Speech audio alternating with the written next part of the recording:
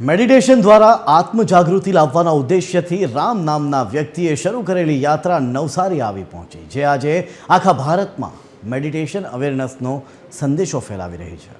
શું છે આ સમગ્ર ઉદ્દેશ? જોઈએ આ અહેવાલમાં।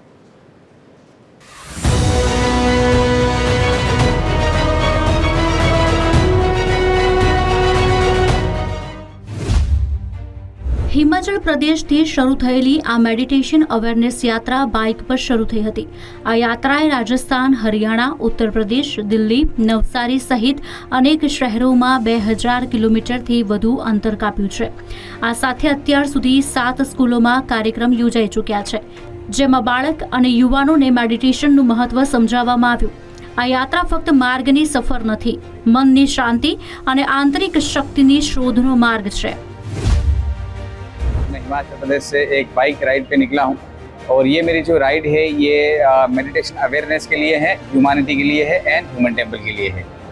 और ये मैं यात्रा कर रहा हूँ, उसका पर्पज़ है कि आजकल जो हमारी यंग जनरेशन है वो काफ़ी स्ट्रेस, डिप्रेशन, एंजाइटी में है, तो उसको कैसे बाहर निकाला जाए।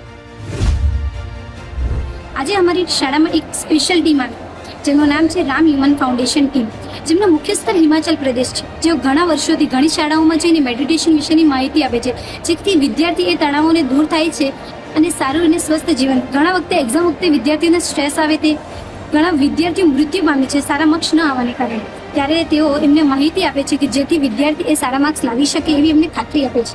તેઓ ઘણી એવી પ્રેક્ટિસ કરાવે, એવી એક્સરસાઇઝ કરાવે કે જેથી 5 અને 10 મિનિટમાં જ અમે સૌએ શાંતિ અનુભવી અને અમને સુખદ લાગ્યું। યાત્રિક રામ છેલ્લા 4 વર્ષથી દરરોજ 10 થી 21 કલાક સુધી મેડિટેશન કરતા આવ્યા છે। તેઓ રાત્રે 2.5 કલાકે ઉઠીને નિયમિત ધ્યાન કરે છે અને 7 મહિનાનો મૌન સમયનો પણ પાલન કર્યું છે।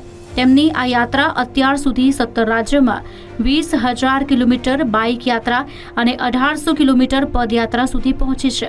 ભારત ઉપરાંત નેપાળ, ભૂટાનમાં પણ તેમણે પીસ એન્ડ મેડિટેશન અવેરનેસનો સંદેશ ફેલાવ્યો છે।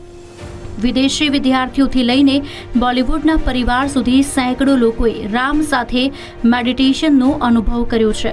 એક માણસની આંતરિક શાંતિની સફર આજે લાખો લોકો માટે પ્રેરણા બની રહી છે। પરિમલ મકવાણા, TV13 ગુજરાતી, નવસારી।